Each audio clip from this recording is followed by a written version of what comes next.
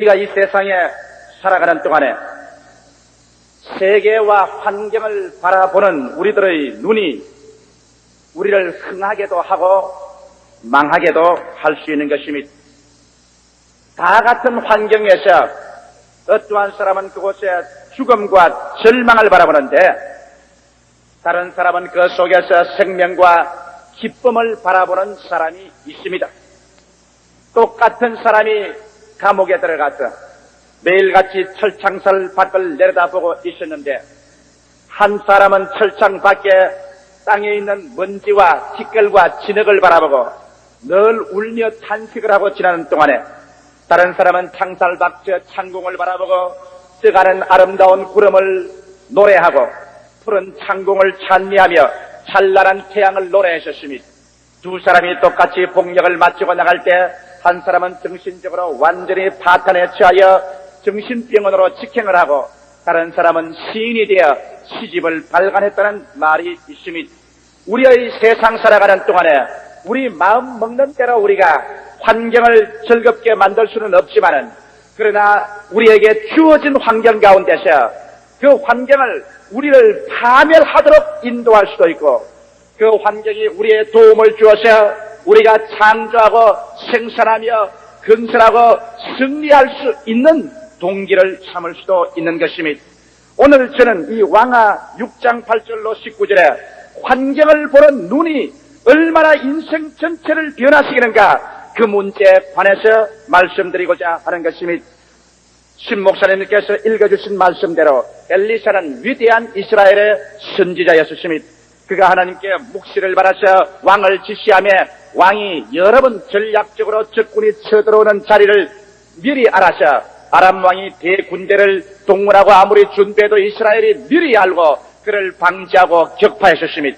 아람 왕의 마음속에 번뇌는 말로 형용할 수가 없었습니다. 그는 자기 신하들에게 말했습니다. 틀림없이 우리 신하들 중에 내탐하는 정탐꾼이 있다. 우리가 언제나 참모회의 회의할 때마다 우리의 비밀을 이스라엘에게 알려주는 자가 있다. 그때 그 참모 중 한 사람 하는 말이 왕이여 그렇지 않습니다. 이스라엘 나라에는 선지자 엘리사가 있어 기도하는 중에 하나님의 계시와 묵시를 받기 때문에 왕이 침실에서 혼자 말하는 것도 모두 다 이스라엘 왕에게 가서 고하고 알게 합니다.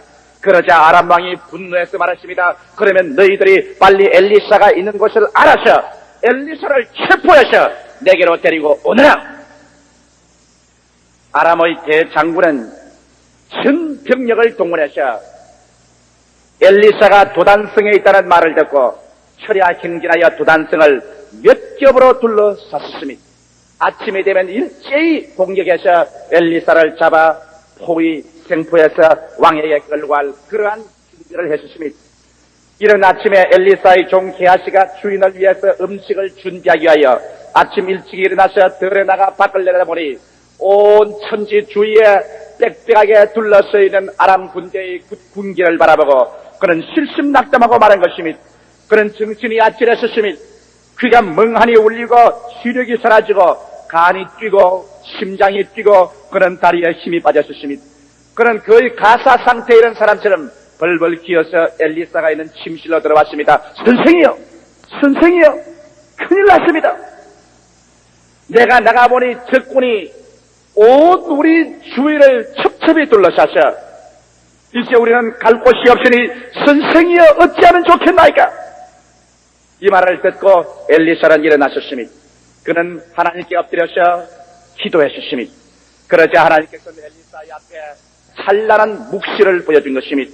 왜냐하면 수없이 많은 적군들이 둘러친 그 가운데 엘리사와 적군 사이에 하나님의 군대가 와서 임하여 있는데 하나님의 불병거와 불말과 하나님의 천사들이 첩첩이 사서 둘러있는데 가만히 보니까 우리와 같이 있는 자가 적군의 수보다 많은 것을 엘리사는 보았습니다. 그래서 즉시로 엘리사는 게하시에게 말했습니다. 게하시야 두려워 말라.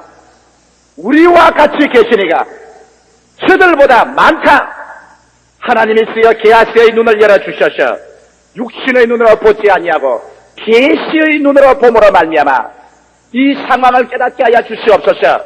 그러자 하나님께서 응답하사 성령으로 게하시의 눈을 열어주매 게하시가 육신의 눈을 떠나셔 계시의 눈, 영의 눈으로 바라보자 말자 그 불말과 불병거를 보고 그 마음속에 두려우면 평안으로, 슬픔은 기쁨으로, 절망은 소망으로 넘쳐나게 되어버리고 말한 것입니다. 오늘 제가 여러분께 말씀하고 싶은 것은 바로 이 스토리인 것입니다. 우리가 세상에 살아가면서 아담 후예로 태어난 우리들은 육신의 감각적인 눈으로만 살고 있는 것입니다. 눈으로 보고, 귀로 듣고, 손으로 만지고, 냄새 맡고, 맛보는 5가지 감각을 통하여 얻은 지식을 통해서 우리들은 인생을 살아갑니다. 우리의 눈에 보아서 좋을 때가 오면 우리는 좋다고 말합니다. 그러나 우리 환경에 거센 바람이 불어오고 풍랑이 일면 우리는 절망에 처합니다. 사람들은 모두 다 오늘날 자기 인생을 살면서 감각적인 척도를 가지고 인생을 살아가고 있는 것입니다. 사람이 감각적인 척도로 인생을 살아가고 있는 이상 그런 환경의 지배를 받으며 환경의 노예가 되지 아니할 수 없습니다. 15년 동안 목회 생활을 통하여 저는 수많은 사람들과 카운셀링을 했었습니다. 그 수많은 사람들이 절망에 처하고 죽음에 처하고 낭패에 처하여 저에게 다가와서 이야기하는 말을 들을 때 그 대다수가 모두 다 눈에 보는 것, 귀로 듣는 것, 손으로 만지는 것, 현실적인 감각에서 첩첩이 둘러싸와 나갈 곳이 없는 절망의 벽에 부딪혀서 엘리사의 종 게하시와 같이 선생이여 선생이여 이제 우리가 죽게 되었나이다. 우리는 나갈 틈이 없습니다. 둘러싸였습니다. 절망입니다. 이러한 이야기를 가지고 오는 것입니다. 감각적인 관계로 우리가 볼 때는 나갈 길이 없습니다. 그러나 오늘 제가 전도하는 우리 주 예수 그리스도를 통한 하늘과 땅과 세계와 그 가운데 모든 것을 지으신 하나님 앞에서는 인간의 마지막 벽이 하나님께서 기적을 행하시는 기회가 되기 때문에 우리는 육신의 감각적인 눈으로만 살지 아니하고 계시적인 영광스러운 신앙 관찰을 통해서 살게 되는 것입니다. 그러면 첫째로 오늘 이 시간 여러분과 말씀하고 싶은 것은 우리 사람들에게는 육신의 눈과 신앙의 눈, 2가지 눈이 있다는 것을 말씀해드리고 싶습니다. 아담이 하나님께로부터 지음을 받았을 때는 아담은 하나님이 지으신 세상 만물만 보고 살도록 만들어진 것이 아니라 그는 천지와 만물을 지으신 하나님을 바라뵙고 하나님과 동행하게 만들어 놓은 것입니다. 저녁 선언할 때면 하나님께서 오셔서 에덴에서 아담과 하와를 손에 손을 잡고 대화하며 행하신 것입니다. 그들은 이중의 눈을 가졌었습니다. 영의 눈과 육의 눈을 가지고 있었습니다. 그러나 그들이 하나님을 반역하고 죄를 지어 하나님께서 손대지 말라는 금단의 열매를 까먹고 난 다음 그들의 영의 눈은 사라지고 마는 것입니다. 성경에 말씀하시기를 그를 먹는 날에는 너가 죽으리라고 하는데 아담과 하와가 금단의 열매를 먹자 그 영혼이 죽었고 그 영혼이 죽자 그들의 영의 눈은 잃어버리고 마는 것입니다. 영의 눈의 시력은 잃어버리고 캄캄해지고 그들의 보이는 것은 육신의 썩어질 것밖에 보이지 않았었습니다. 그때로부터 시작해서 사람들의 눈에 하나님은 보이지 않았었습니다. 신령한 세계는 사라지고 오직 그들 눈에 보이는 것은 육신의 정욕과 안목의 정욕과 이생의 자랑을 쫓아 물질적인 세계밖에 눈에 보이지 아니한 것입니다. 이러므로 말미암아 인간의 비애는 물질적인 세계를 인간이 정복할 수 있을 때는 비애가 없지만은 이것에 압도되어 인간의 힘이 한계에 처하고 지혜와 총명이 끝장이 날 때 인간은 언제나 절망에 몸부림친 것입니다. 이러므로 예수께서 오셔서 그의 복음 선언을 할 때 눈이 어두운 자에게 다시 보게 해주겠다고 주님이 외치신 것입니다. 이러므로 오늘날 교회에 나오는 여러분들에게는 육신의 눈에 그리스도의 십자가 앞에 나와서 엎드리므로 영광의 영적인 계시의 세계를 바라볼 수 있는 신앙의 눈, 계시의 눈을 얻게 되는 것입니다. 그러면 먼저 감각적인 관찰이 얼마나 헛되다는 것을 우리는 성서를 통하여 바라보아야 될 것입니다. 구약 성경에 보면 이스라엘 백성과 블레셋 사람들은 끊임없이 대적에서 싸운 것입니다. 한 번은 블레셋의 대장군 골리앗이 대군대를 거느리고 이스라엘을 진쳐왔는데 그 골리앗 장군의 모습이 인간으로 상상할 수 없습니다. 그의 눈 하나는 주발만씩 컸었습니다. 그의 창자루는 배틀채와 같이 컸다고 말했었습니다. 이와 같이 키가 보통 사람의 2배 이상이 되고 노투구를 쓰고 그는 갑옷을 입고 큰 방패를 들고 배틀재 같은 창을 걸머쥐고 그가 한번 외치면 산천 초목이 진동하고 떨어졌습니다. 그래서 골리앗이 나와서 이스라엘을 모욕합니다. 이 사람들아, 이스라엘의 장군이 있거든. 나와 대적하여 싸우자. 내가 지면 너희들이 블레셋을 점령할 것이요, 내가 이기면 이스라엘은 우리 블레셋이 점령할 것이다. 그래서 그 사람의 웅장한 모습, 그 무서운 눈, 이기양양한 모습, 그 외치는 산천을 진동시키는 음성, 이를 들을 때마다 이스라엘 사울 왕의 군대들은 그만 놀라서 전부 바위 틈으로 나무 밑으로 흙더미 밑으로 숨고 어찌할 바를 몰라 그들의 간담이 서늘하고 녹았었습니다. 도저히 감각적인 관찰로서 보아서는 이 블레셋 사람 골리앗을 나가서 대적하여 싸울 수가 없었습니다. 왜? 그들의 눈의 척도를 보고 그의 귀로서 척도를 보고 그들의 감각적인 척도로서는 골리앗과 나가서 대적하여 싸워 이길 만한 사람이 이스라엘에 없었고 그들의 절망은 이내 눈앞에 다가온 것입니다. 그러나 여기에 아버지의 양떼를 치는 초립동인 다윗이 이 전장터의 형님들에게 위문하러 왔다가 그가 그 장면을 보고 난 다음 그는 분개했습니다. 그는 와서 외쳐 말했습니다. 저 하나님의 환례받지 못한 블레셋 사람이 감히 만군의 여호와의 군대를 저와 같이 조롱하고 모욕하다니 있을 수가 없다. 내가 나가 저놈을 치겠다. 그 형이 와서 동생을 보고 부르셨습니다. 야, 이 녀석아, 이는 아버지와 함께 몇 마리 양이나 돌보지 이곳에 와서 무슨 잔소리냐. 그럴 때 다윗이 말하기를, 형님, 내가 왜 할 말이 없겠습니까? 백전 노장들이 저 블레셋 한 사람 골리앗 앞에서 산천 초목이 떨듯이 간담이 서늘에 떨고 모두 다 뒤로 물러가니 어찌 내가 할 말이 있겠습니까? 어찌 만군의 여호와 하나님의 군대가 한 사람 블레셋 골리앗 앞에 저렇게 떨게 됩니까? 다윗이 보는 눈은 감각적인 관찰을 한 것이 아니라 그런 계시적인 관찰, 여호와 하나님의 말씀과 계시를 통하여 사물을 보았었습니다. 이러므로 백전 노장들이 두려워할 때 다윗은 두려워하지 않으셨으며 백전 노장들이 물러갈 때 다윗은 물러가지 않으셨으며 이스라엘이 항복하려고 할 때 다윗은 승리를 예언했던 것입니다. 왜 그러냐면 그들이 보는 눈의 척도가 다른 것입니다. 미국의 육군사 가운데 위대한 신앙인이고 장군이었던 메가더 장군은 다른 사람보다 탁월한 장군이 된 것은 그가 사물을 보는 눈이 달랐던 것입니다. 왜냐하면 제2차 세계대전 당시에 일본 군대가 파죽지세로 태평양 일대를 휘몰아치고 필리핀 군도를 점령할 때 그런 필리핀에서 쫓겨나가면서 하는 말이 나는 다시 돌아오리라고 말한 것입니다. 그는 방금 쫓겨나가면서 그런 패전을 하면서도 다시 돌아온 승리를 그는 바라보았었습니다.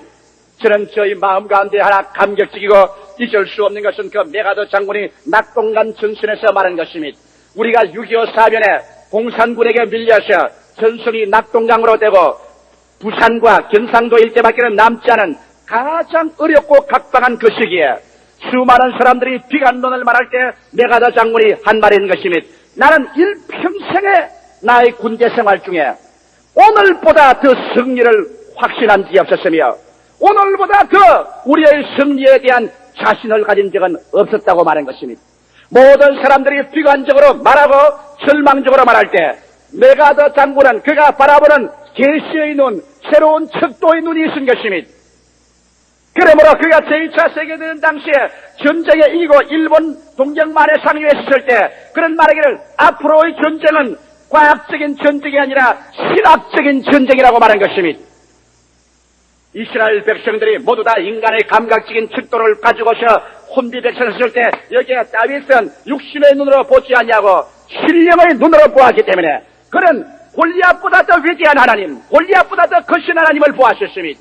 그 결과로 다른 사람이 두려워할 때 그는 두려워하지 않고 다른 사람이 패전할 때 그는 패하지 아니하는 것입니다.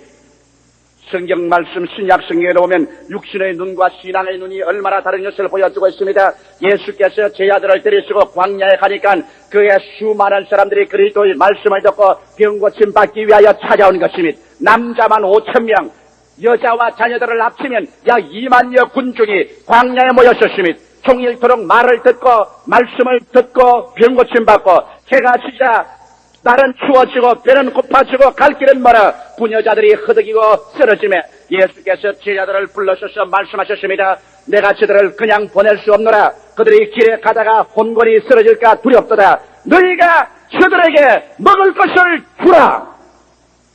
청천벽력 같은 말씀인 것입니다. 광야에서 2만여 군중을 보고 예수께서 저들에게 먹을 것을 주라고 말씀할 때 도대체 예수님이 상황을 판단하고 아시고 말씀하는지 모르고 말씀하는지 알 수가 없습니다. 그러나 예수님의 제자들은 그 명령을 듣고 각자로 그 문제에 대한 해결을 하려고 했는데 그 중에 가장 지혜 있고 계산 빠르고 이성적이고 합리주의적인 빌립이 주님의 명령을 받아서 그런 상황 판단을 했었습니다. 그 결과 주님께서 얼마 있지 않냐여 빌립은 주님께 나와서 상황에 대한 보고를 했었습니다. 주님, 상황을 판단해 본 결과에 이곳은 광야입니다. 이곳에서는 즉 살 곳도 없습니다. 사람들의 수는 남자만 5,000명이니 조그만 침식 주더라도 200데나리아나 되는 돈이 필요한데 우리는 그 돈이 없습니다. 광야입니다. 날은 어두워집니다. 무리는 많습니다. 떡은 살 곳이 없습니다. 돈은 없습니다. 주여! 그러므로 수학적인 인생관을 통해서 볼 때 우리는 이 사람들을 먹일 수가 없습니다. 예수 그리스도가 거짓말쟁이가 됩니까? 필립이 거짓말쟁이가 됩니까? 예수님은 저들에게 먹을 것을 주라고 했는데 필립은 상황 판단으로 보아서 감각적인 육신의 눈으로 상황 판단을 해서 줄 수가 없다고 말했었습니다. 그러나 예수님은 후퇴하지 않으셨습니다. 저들에게 먹을 것을 주라. 그래서 여기에 다 같은 제자들이지만 한 사람 다른 눈을 가진 사람이 있었습니다. 그 눈을 가진 사람은 안드레였습니다. 말이 없고 잠잠한 사람이었지만은 그는 똑같은 장소에서 똑같은 예수님의 제자였습니다. 똑같이 광야에서 똑같이 어두워지고 똑같이 돈과 떡이 없는 그 자리에서 안드레는 다른 눈을 가졌습니다. 그는 육신의 감각적인 눈만 가진 것이 아니라 계시적인 눈, 신앙의 눈을 가지고 있었습니다. 그는 밖으로 나가셨습니다. 사람들에게 물으셨습니다. 당신네들에게 먹을 것이 어디 없어? 당신네들에게 무엇 먹을 것이 있으면 내놓으십시오. 어린아이가 점심 박스를 미처 먹지 못하고 가지고 있었습니다. 떡 5덩어리와 물고기 2마리입니다. 장정의 한 입에 넣어도 차지 않을 것입니다. 그러나 안드레는 이것을 가지고 왔었습니다. 그는 떡 5덩어리와 물고기 2마리 위를 바라볼 때 그는 예수 그리스도의 축복이 그곳에 임하면 이것을 가지고 2만여 군중을 먹일 것을 볼 수 있는 환상이 있는 사람이요 꿈이 있는 사람인 것입니다. 그는 육신의 눈으로 관찰하지 아니하고 믿음의 눈으로 관찰하셨습니다. 수학적인 인생관을 가지지 아니하고 신앙적인 인생관을 가졌었습니다. 빌립은 예수께 와서 먹일 수 없다고 말할 때 안드레는 떡 5덩어리와 물고기 2마리를 들고 와서 주여 적지만은 이로써 축복하시면 먹일 수 있다고 하셨습니다. 예수께서는 빌립을 꾸짖지도 아니하시고 나무라 말도 안 했지만은 주님은 빌립을 떠나시고 안드레 편에 선 것인 것입니다. 오늘날도 우리 주 예수께서는 수학적인 인생관을 가진 사람 편에 서는 것이 아니라 신앙적인 인생관을 가진 사람 편에 서는 것입니다. 오늘날도 주님께서는 할 수 없다는 사람 편에 서는 것이 아니라 할 수 있다고 하는 사람 편에 서는 것입니다. 오늘도 주님은 못한다는 사람을 찾는 것이 아니라 할 수 있다는 사람을 주님은 찾으시는 것입니다. 할 수 있거든이 무슨 말이냐? 믿는 자에게는 능치 못하심이 없느니라. 예수 그리스도께서는 어제나 오늘이나 영원토록 동일하십니다.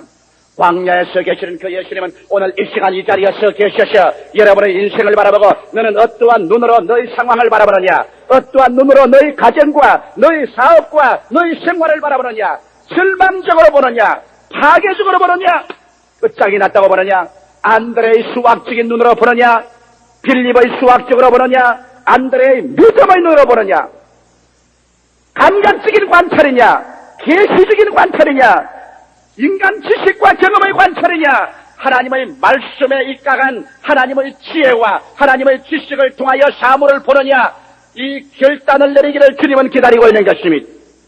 하나님께서는 안드레의 믿음의 관찰을 통하여 신앙적인 인생관으로 나온 그 떡 5덩어리와 물고기 2마리에 축복해 주심에 5,000명 남자 수많은 부녀자를 먹이고 나머지가 12바구니를 남게 한 것입니다.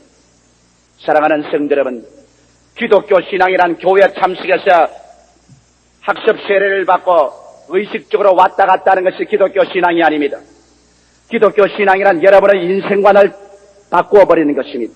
아담의 후예에서 태어나셔 육신의 눈으로 관찰하고 언제나 부정적이며 언제나 할 수 없고 패배적이며 못하고 뒤로 물러가는 이러한 인생관에서 예수 그리스도 안에서 우리는 하나님을 아버지로 모시고 하나님의 자녀가 되고 하나님의 지혜와 하나님의 지식의 말씀을 받아 육신의 관찰에서 계시적인 관찰로 수학적인 인생관에서 신념을 가진 신앙적인 인생관으로 돌아서서 우리는 뒤로 물러가지 않고 전진하며 할 수 없다고 하지 않고 할 수 있다고 하며 죽는다고 하지 않고 산다고 하며 멸망한다고 하지 않고 우리는 승리한다고 말하는 새로운 차원의 능력을 받아들이는 것입니다.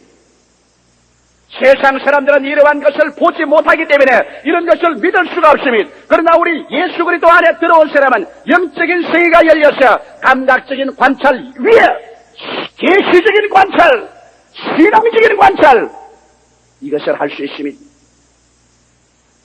여러분, 저는 저 자신이 죽다가 살아난 사람이기 때문에 수없이 많이 낭패와 실망을 당하고 혹은 병들어서 병원에서 마지막 사형선고를 받고는 사람들을 대합니다.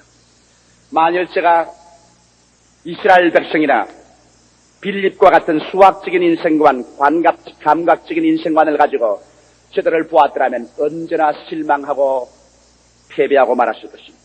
나는 그럴 때마다 인간의 지식 위에 하나님의 지식을 통하여 봅니다.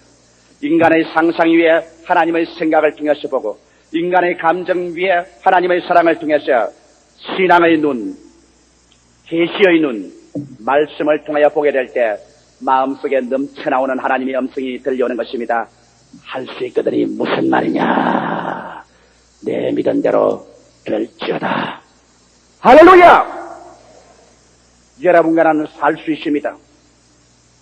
여러분과 나는 승리할 수 있습니다. 여러분과 나는 운명의 노예가 아닙니다. 우리는 환경을 정복할 수 있습니다. 운명이 나에게 변화되기를 기다리는 것이 아니라 내가 나의 운명을 창조할 수 있습니다. 왜? 우리가 보는 인생관이 달라졌었습니다. 우리가 보는 눈이 달라졌었습니다. 우리는 육신의 감각적인 눈으로 보지 아니하고 신앙의 창조적인 눈으로 보는 것입니다.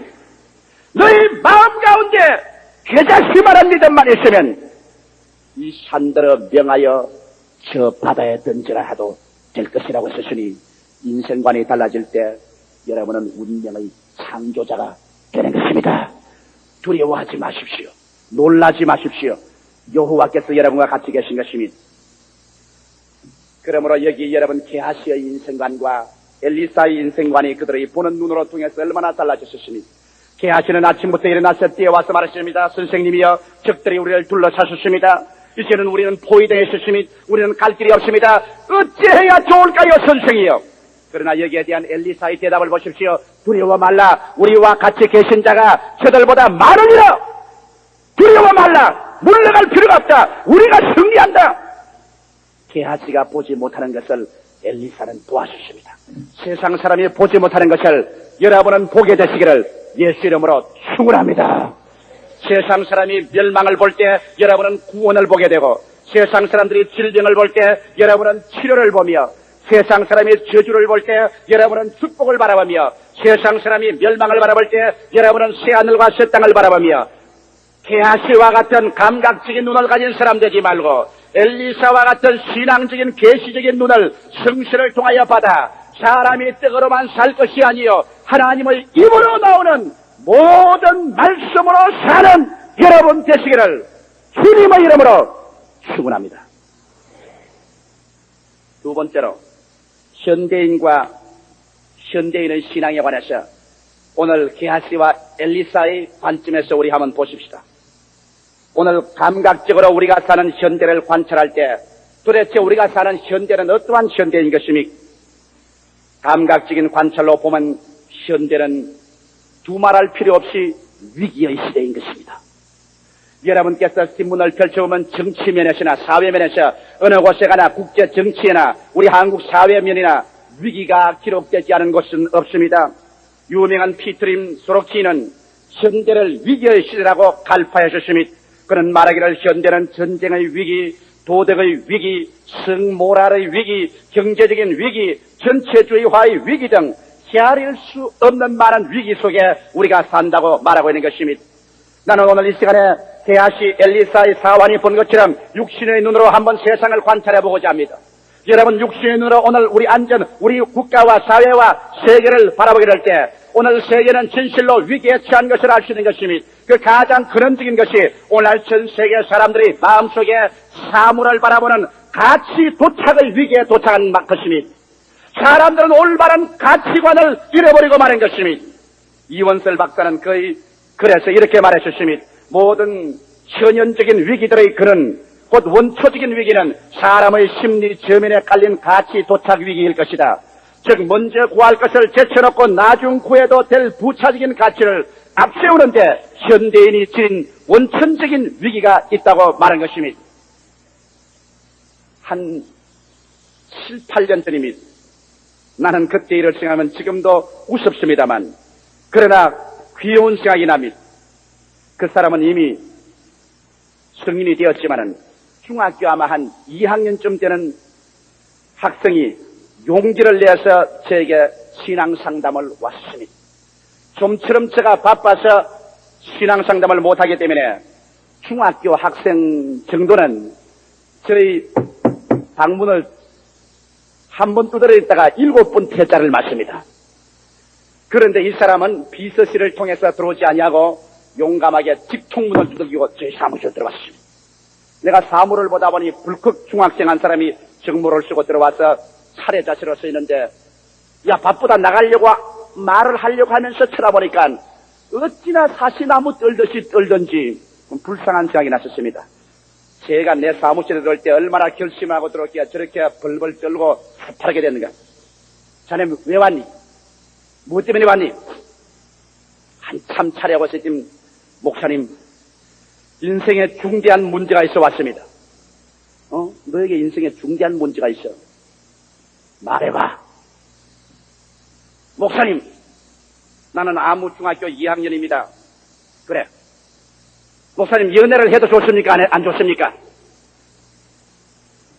너무 어이없는 질문에 대해서 그만 제가 긴장을 놓고 한바탕 웃었습니다. 왜 그러냐? 목사님, 요사이 자꾸 연애가 하고 싶습니다. 공부가 안 되고 여학생들이 자꾸 쳐다보입니다. 어떻게 하면 좋겠습니까? 그에게는 중대한 질문이었습니다. 그래서 내가 그 학생을 보고 한 말이 있습니다. 이 사람아, 연애를 하고 싶은 그 마음이 나쁜 것은 아니다. 그것은 하나님이 성장함으로 말미암아 모든 사람 가슴속에 넣어주는 하나님의 특질이다. 그러나 먼저 구할 것이 있고 나중 구할 것이 있다. 학생 시절에는 연애가 하고 싶더라도 그걸 꾹 누르고 열심히 공부해야 될 때다. 그것이 먼저 할 때고 연애는 부차적인 문제다.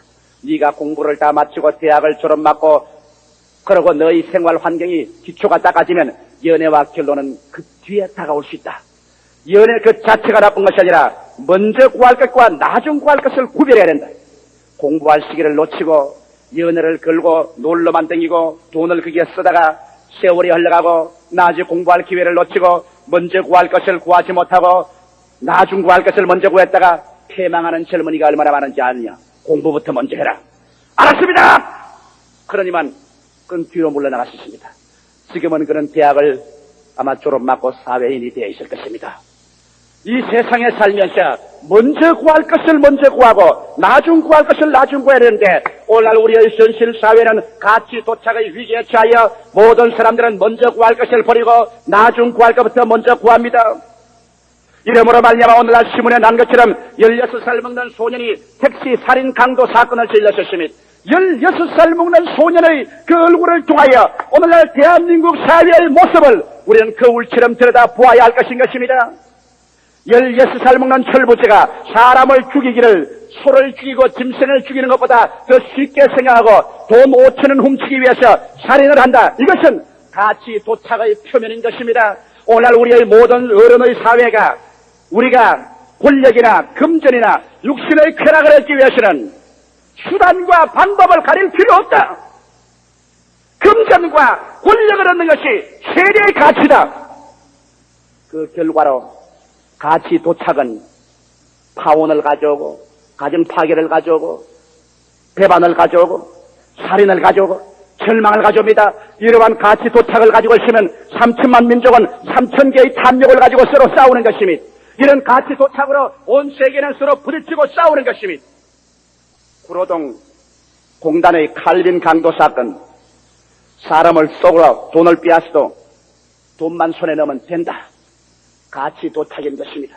이러기 때문에 오늘날 구라파와 영국, 미국 사회에 보면은 가치 도착으로 그들이 달려간 결과에 오늘 미국 사회는 정신병자가 급증하고 있으며 스웨덴 같은 복지국가에도 자살자가 날로 늘어가는 것은 그들은 인생의 가치가 깎굴로 되어서 정신 이상을 일으키고 마음의 평화를 상실하고 있는 것입니다. 성경은 여러분 오늘날 시대 가치 도착증이 걸릴 것을 이미 2000년 전에 디모데 후서 3장 1절부터 말하고 있습니다. 들어보십시오. 내가 이것을 알라. 말세에 고통하는 때가 이르리니 사람들은 자기를 사랑하며 돈을 사랑하며 자긍하며 교만하며 회방하며 부모를 거역하며 감사치 아니하며 거룩지 아니하며 무정하며 원통함을 풀지 아니하며 참수하며 절제하지 못하며 사나우며 선한 것을 좋아하니하며 배반하며 팔며 조급하며 자고하며 쾌락사랑하기를 하나님 사랑하는 것보다 더한다. 가치 도착인 것입니다. 그러나 여기에 예수 그리스도께서 우리에게 가르친 것은 뭔지 압니까? 그 나라와 그 의를 먼저 구하라. 그리하면 이 모든 것은 너에게 더하여 주리라. 올바른 가치는 하늘의 나라, 주님의 사랑과 하늘나라의 정의를 먼저 구하는 생활. 이것을 먼저 두고 이것을 구할 때 플러스 인생을 살게 됩니다. 그럴 때 권력도 부차적으로 따라오고 금전도 부차적으로 따라옵니다. 얼마 전에 어떤 부형님 한 분이 내 사무실에 와서 고개를 떨어뜨렸습니다. 그가 하는 말이 나는 가정 위기에 처했습니다. 목사님, 내가 아내가 싫어지고 미워지고 아내도 내가 싫어지고 미워집니다. 자식들이 귀찮아지고 세상에 살 맛이 없습니다. 나는 왜 이렇게 되었습니까? 그 사람도 가치 도착증에 걸린 것입니다. 먼저 구할 것을 나중 구하고 나중 구할 것을 먼저 구합니다. 나는 물었습니다. 당신은 아버지로서의 몇 시간 집에 아내와 자녀들과 같이 지냅니까? 세상에 먹고 살다 보니까 좀 더 많은 수입과 좀 더 물질적으로 부유한 생활을 하기 위해서 나는 여러 가지 일을 겹쳐서 합니다. 그렇기 때문에 저녁 10시면 집에 들어가고 아침 7시면 집에서 나갑니다. 어떠한 사람치고 저녁 10시에 들어와서 아침 7시에 나가는 사람이 그 부부하고 대화의 세계가 이루어지겠으며 그 자식들하고 대화의 세계가 이루어지겠습니까? 가정에 따뜻함이 있겠습니까? 서로 친함이 없고 서로 대화가 없는데 어찌 친구가 되겠습니까? 부부간의 모임이란 짐승처럼 고깃덩어리만 만나는 것이 부부간입니까? 아니요! 부부라는 것은 인생의 가장 좋은 친구로 모이는 것입니다. 친구는 대화의 세계가 이루어지지 않고야 어떻게 친구가 됩니까? 그래서 내가 말했습니다. 당신은 돈을 헛벌어서 먼저 구할 건 먼저 구하고 나중 구할 건 나중 구해야 될까요? 당신이 가정을 이룬 것은 먼저 부부간에 서로 사랑하고 자녀를 사랑의 분위기 가운데 키우는 이것이 먼저 구할까요? 돈은 나중 구할 것이요. 차라리 돈이 많지 않더라도 따뜻한 사랑이 있는 가정에는 행복한 자녀들이 성장하는 거요. 함께 기도하고 함께 찬송하는 가정은 언제나 함께 있게 되고 당신같이 이렇게 떨어져 살면 불리하게 되는 거요. 먼저 구할 것은 먼저 구하시오. 주일날은 함께 교회 나오고 돈이 없으면 우리 저 지하실에 가서 90원짜리 우동이라도 서로 머리를 이마를 맞대고 먹고 싸워도 같이 싸우고 좋아도 같이 좋은 대화의 세계를 여시오. 그러면 당신의 병이 치료받소. 그 이후에는 당신의 병을 치료할 것이 없어. 그렇게 제가 말했었으니 먼저 구할 것을 먼저 구하고 나중 구할 것은 나중 구하는 가치 도착의 위기에 오늘날 처하지 말아야하는데 세상은 거꾸로 되었습니다. 돈을 먼저, 지위를 먼저, 권력을 먼저, 쾌락을 먼저, 이기주의를 먼저. 그래서 온 세계는 뒤죽박죽이 되고 그저 돈 벌고 권력을 얻기 위해서는 배반하고 조급하며 팔며 싸고 칼로 찔러 죽이고 무엇이든지 해도 좋다는 세계가 오늘 우리 정신사에 팽배하게 일어나고 있는 것입니다. 이러한 사태 속에서 국민소득 1,000달러가 되면 무슨 소용이 있으며 이런 사회 속에서 물질의 부유의 풍요의 세계가 들어오면 가정마다 파괴되고 자식들마다 부모를 배반하고 세계마다 마약 환자가 꽉 들어 찬다면 이것이 무엇을 발전을 말할 수 있는 것입니까? 그 나라와 그 일을 먼저 구하라. 그리하면 이 모든 것을 두하시라는 주의 말씀을 기억할 때가 온 것인 것입니다. 이러므로 우리가 계하시의 눈으로 보게 될 때 오늘 우리의 사회는 위기로서 꽉 둘러차 있는 것입니다. 여러분, 이번 1973년도 전 미국 카톨릭 교육자 협의회 대회에서 오늘날 세계에서 가장 저명한 비엔나의 심리학자인 빅토 프랑켈은 그는 이렇게 말을 했었습니다. 무의미의 감정이 전 세계를 홍수처럼 뒤덮어 소위 실존적 공허의 병적 콤플렉스를 일으키고 있다. 오늘날 인간은 생활의 도구는 갖고 있다. 돈과 권력은 갖고 있지만 비참하게 불행하다. 그리고 지금도 마약이나 자살을 향해 손을 내민다. 그 이유는 그들의 소유한 물질이나 권력으로 결코 생의 목표를 얻을 수 없기 때문이다. 여러분이 아시다시피 전 세계를 통하여 사람들은 삶의 의미를 찾아 갈구하고 있다. 그러나 그 삶의 의미가 무엇인지 알지 못하므로 그것을 얻지 못하고 있다. 생의 의미는 발명되지 않는다. 만일 우리가 계속하여 어린이들에게 인간은 단지 생물학적인 조직의 합성체 혹은 컴퓨터에 불과하다고 가르치면 그들이 성장하면서 마약을 사용하고 자살을 하는 것은 당연지사다. 여러분, 오늘날 세계는 가치 도착의 위기뿐 아니라 허무와 무의미의 실존적 공허의 위기가 있는 것입니다. 사람들마다 이 세상에 밥만 먹고는 못 삽니다. 밥 먹고 옷만 입혀주고 삽니까? 오늘날 우리 남편들이 종종 그 불평하는 주부들에게 세계 신앙 상담하서 하는 말을 천편일률적으로 하는 말이 있습니다. 밥 먹여주고 옷 입혀주고 등 따쓰고 배부르니까 쓸데없는 불평이라고 말합니다. 밥 먹고 옷 입고 등 따쓰고 배부른 것이 인생의 전부입니까? 그런 정도는 개, 돼지도 다 누리고 있는 것입니다. 인간은 삶의 목표가 있어야 하는 것입니다. 살아가는 목표, 우리에게 부를 노래를 달라, 살아갈 철학을 달라. 이것이 오늘날 세계의 부르짖음인 것입니다. 만일 이것을 주지 못하면 사람들은 이 공허를 채우기 위해서 그들은 음란해집니다. 이 공허를 채우기 위해서 마약을 사용하고 술을 마시고 자살을 하는 것입니다. 세계는 이와 같은 마음의 공허증 속에 허덕여서 상류사회는 이 공허증을 채우기 위해서 규지육림으로 방탕하고 하류사회는 이 공허증 속에서 그들은 타락하고 열등의식과 좌절감에서 쓰레기 띠미 인생으로 내어 던져 범죄 속에 떨어져가는 것입니다. 누가 인생의 삶의 목표를 줄 수 있습니까? 어느 것이 이것이 목표라고 말했습니까? 돈이 목표입니까? 일본 사람들은 돈이 목표라고 말했다가 오늘날에 와서 돈을 얻자 그들은 인생의 목표는 잘 사는 것이 아니라고 외치고 있는 것입니다. 오늘 구라파 사람이나 미국이나 일본 사람에게는 잘 사는 것이나 권력이나 돈이나 부여는 목표가 아닙니다. 목표를 잃었기 때문에 그들은 오늘날 방황하여 마약광이 되어가고 있습니다. 히피가 생기고 음란하고 방탕이 일어나는 것입니다. 오늘 우리 한국도 지금은 잘 살아보자, 배불리 먹어보자, 잘 입어보자, 집을 잘 지어보자, 이것이 우리의 목표가 되었지만은 80년대 가서 국민소득 1000불이 되면은 우리의 그 목표는 사라지고 우리는 오리무중 가운데 허덕이게 되는 것입니다. 어디서 와서 어디로 가며 무엇 때문에 사는가? 내가 누군가 나를 찾아주시오. 이러한 부르짖음이 여러분 뼈저리게 여러분의 가슴을 울릴 것입니다. 사람들은 배고픈 사람은 배고파서 괴롭지만은 배부른 사람은 인생의 허무와 무의미, 인생의 목적이 없어서 절망에 처하는 것입니다. 이렇기 때문에 유명한 하드슨 연구소의 연구자인 칸 박사도, 험한 칸 박사도 인생은 무한대로 발전한다. 탈전자시대 이후로 인생의 발전이란 상상할 수 없지만은 한 가지 조건이 있다. 사람이 살아가는 목적과 이유를 발견하지 못하면 인간의 발전은 그치고 자멸하고 만다고 말했습니다. 오늘날 온 세계는 삶의 목표를 잃어버린 실존적인 공허의 위기에 처한 것입니다. 또 다른 공허가 위기가 우리 주위에 있습니까? 우리의 일사의 사환인 개아시의 눈으로 한번 바라보십시다. 오늘날 자연 자원과 생태학적인 위기는 온 지구를 둘러싸고 있는 것입니다. 옛날에 성경학자들이 말했었습니다. 수력기원 2000년이 되면 예수가 강림하시고 세계 역사는 종말에 처한다고 말할 때 수많은 역사자들과 과학자들이 그를 비웃고 손가락질했으니 그런 무식한 몽상주의 같은 소리 하지 말라고. 그러나 오늘날 이와 같은 예언적인 영은 이제 목사나 성경학자를 통해서 나오는 것이 아니라 과학자 입을 통하여, 철학자 입을 통하여 나오고 있는 것입니다.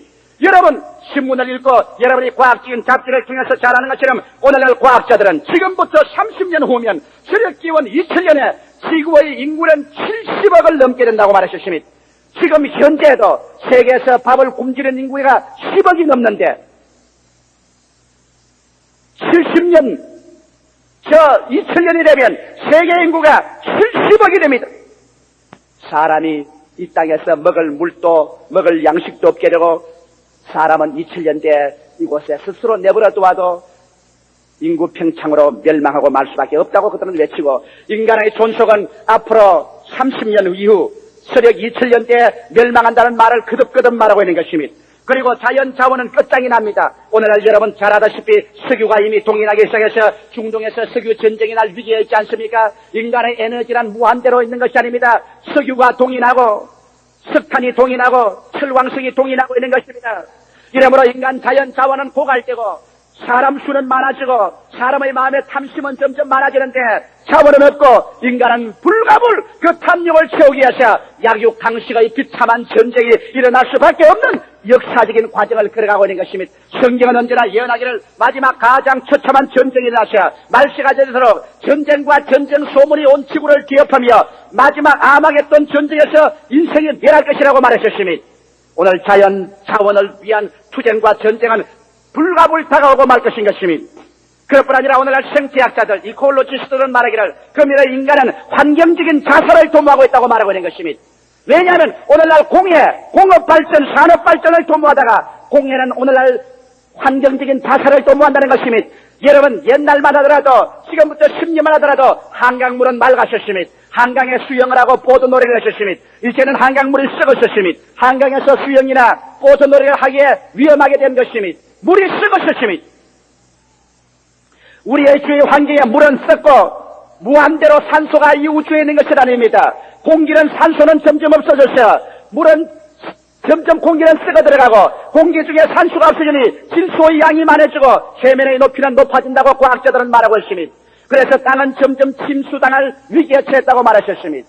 나무는 죽고 새들은 말라가고 짐승은 없어지며 땅은 메마르고 온 지구는 아황산 가스로 둘러싸이는 공해로 말미암아 인간은 환경적인 자살을 도모하고 있는 것입니다. 이제 얼마 있지 아니하면 여러분 아마 서울 시내에서 마스크를 하지 않고는 길거리에 못 걸어갈지도 모릅니다. 이러므로 우리가 개화세의 눈으로 볼 때는 자연환경과 생태학적 위기가 지구를 둘러싸고 서력 2000년에는 인간이 이 땅에 설 수 없는 위기가 다가온다는 것을 알게 되는 것입니다. 자, 이렇게 되면 어떻게 되는 것입니까? 가치가 전도되고 이미를 상실하고 환경이 우리에게 선전포고를 하고 인간은 과연 존속할 수 있을 것이냐? 이 절망적인 상황 속에서 우리는 계시적인 음성을 들을 수가 있는 것입니다. 오늘날 모든 사람들이 비극적으로 말하고 비관적으로 부정적으로 말할 때 우리는 계시의 눈을 열어 예수 그리스도 앞에 나와서 성경을 통해서 그리스도와의 만남을 통해 우리 성회가 변화되고 우리 눈이 열려서 우리가 바라보게 되면 우리는 새로운 가치 판단을 하게 되는 것입니다. 왜? 새로운 눈으로 보게 될 때 예수께서 이 땅을 구원하기 위하여 하늘 보좌 버리시고 2000년 전에 육신을 쓰고 오셔서 우리의 죄와 불의와 추악과 저주와 절망과 죽음을 십자가에 한 몸에 걸머지고 그는 피 흘리고 몸 찢어지고 인생의 죄를 다 청산하고 죽은 자 가운데서 부활하여 그가 알파요 오메가요 처음과 나중이요 시작과 끝이요 우주의 하나님 되심을 인생에게 증명하신 것입니다. 이러므로 말미암아 우리의 가치는 예수를 섬기고 예수를 믿음으로 말미암아 주님이 주시는 구원을 따르는 것이 우리에게 가장 위대한 가치라는 것을 보여줄 것이며 이 예수를 통하여 영원한 하나님을 섬기며 그 속에서 정의를 얻고 평화를 얻으며 성실을 얻고 사랑을 얻는 그러한 세계가 예수 안에서 영원히 정의된 것을 알게 될 때 우리들은 금세뿐 아니라 영원한 세대까지 약속이 있고 상급을 받고 하나님의 보답을 받는 그러한 세계가 있는 것을 알게 될 때 하나님을 섬기는 생활이 마음의 공허를 없애버릴 수 있는 것입니다. 그래서 우리는 삶의 분명한 좌표를 설정하고 올바른 가치 판단과 생의 확실한 목표로서 충실할 수 있습니다. 그뿐 아니라 오늘날 자연 자원과 생태학적 위기가 지구를 둘러쌀 때 땅이 흔들리는 터전 위에 땅이 흔들리고 흔들리며 깨어지고 역사적인 몸부림속에 우리가 서 있을지라도 우리가 이 땅이 없어질 것을 두려워하지 아니하는 것은 예수 그리스도 안에서 하나님이 우리에게 주신 약속의 말씀이 있습니다. 하늘이 큰 소리로 드러나고 땅이 열렬한 불에 넘어지느니와 우리는 의의 거하는 새 하늘과 새 땅을 바라보는도다. 주께서 호령과 천사장의 구함과 하나님의 나팔로 지하늘로 쫓아 강림하시리니 주 안에서 죽은 자가 먼저 일어나고 살아남은 자도 변화되어 주와 함께 영원히 있을 것이라는 성경의 약속의 말씀은 우리에게 오늘날 새별처럼 뚜렷하게 있는 것입니다. 너희는 마음에 근심하지 말라. 하나님을 믿으니 또 나를 믿어라. 내 아버지 집에 있을 곳이 많도다. 그렇지 않으면 너희에게 일렀으리라. 내가 너희를 위하여 처소를 예비하러 가노니 가서 너희를 위하여 처소를 예비하는 내가 다시 와서 너희를 나 있는 곳에 함께 있게 하리라. 바울 선생은 고린도후서 5장에 말씀하기를 만일 땅에 있는 우리 육신의 장막집이 무너지면 우리가 손으로 짓지 아니한 영원한 집이 우리에게 있는 줄을 안다고 말씀하는 것입니다. 방금 흔들리는 터전 위에서 우리가 살고 허물어져가는 역사 위에 있지만은 두려워하지 않는 것은 우리는 이 땅에서 우리의 영원한 삶의 보험자리를 찾는 것이 아니라 우리에게 다가오는 눈물과 근심과 탄식과 죽음과 깨어짐과 이별과 저주가 없는 새로운 역사가 우리에게 다가와서 내 고난받은 아들 딸들아 내게 오라고 외치는 그리스도의 품 안에 안길 날이 우리에게 다가오기 때문에 흔들리는 터전 위에서 새로운 역사를 바라보고 우리는 강하고 담대하여 우리와 같이 계시니가 저들보다 많다고 외칠 수가 있는 것입니다. 할렐루야. 사람들은 오늘날 개아시처럼 말합니다. 육신의 감각적 눈으로 보는 사람 말합니다. 야, 절망이다. 이제는 가치도 없다. 삶의 목적도 없다. 이제는 세계는 멸망한다. 내일 죽을 것이니 오늘 먹고 마시자. 육신의 정욕, 안목의 정욕으로 주지육념으로 떨어져 나가더라도 우리는 그렇지 않은 것은 우리는 새하늘과 새 땅 새로운 역사가 위대한 창조적인 음성을 가지고 우리에게 다가오는 것을 우리는 바라보는 것입니다. 우리는 그리스도 안에서 삶의 가치가 있습니다. 그리스도 안에서 삶의 목표가 있습니다. 그리스도 안에서 부를 노래가 있고 철학이 있습니다. 그리스도 안에서 다가오는 새 역사가 우리를 영접하기 위해서 오는 것을 우리는 바라보는 것입니다. 할렐루야. 우리는 버림받지 않았습니다. 우리는 슬프지 않습니다. 우리는 외롭지 않습니다. 우리는 주님이 같이 계십니다. 너희 두세 사람이 내 이름으로 모인 것이는 나도 같이 있다는 예수. 볼지어다 세상 끝날까지 내가 너와 항상 같이 있겠다고 하시는 예수. 그날에는 너희가 내 안에 내가 너희 안에 있는 것을 너희가 알리라는 그 예수께서 우리와 같이 계시고 우리의 손목 잡고 우리의 눈을 열어주어서 육신으로 절망적인 상황을 뛰어넘어 새로운 세계와 새로운 창조를 바라보는 눈을 주었기 때문에 우리는 죽는 자리에 들어갈 때 노래하면서 들어갈 수 있으며 절망을 향하여 사망아 너희 이기는 것이느냐 사망아 너희 소른 것이느냐 우리는 외칠 수가 있는 것입니다. 저는 사도 바울 선생이 고린도후서 4장 7절로 10절에 외친 말씀을 가지고 오늘 설교를 끝마치고자 하는 것입니다. 그런 말하기를 우리가 이 보배를 질그릇에 가졌으니 이는 능력의 힘이 큰 것이 하나님께 있고 우리에게 있지 아니함을 알게 하려 함이니라. 우리가 사방으로 우겨쌈을 당하여도 쌓이지 아니하며 답답한 일을 당하여도 낙심하지 아니하며 핍박을 받아도 버림받지 아니하며 끄꾸러뜨림을 당하여도 망하지 아니한다. 왜? 우리는 감각적인 눈, 수학적인 눈으로 보지 않고 계시적인 눈, 믿음의 눈, 창조적인 눈으로 주를 바라보기 때문에 쌓여도 그 쌓인 것보다 더 위대하신 주님, 끄꾸러짐보다 더 위대하신 주님, 답답해도 답답한 것보다 위대한 하나님을 바라보고 그를 붙잡고 그가 나를 붙잡기 때문에 우리는 승리한다고 외치는 바울 선생을 따라 여러분도 승리를 외치게 되시기를 주의 이름으로 축원합니다. 예수께로 나오십시오. 새로운 세계가 있습니다. 십자가 밑으로 나오십시오. 여러분의 육신의 눈에 비늘이 떨어지고 새하늘과 새 땅을 바라봅니다.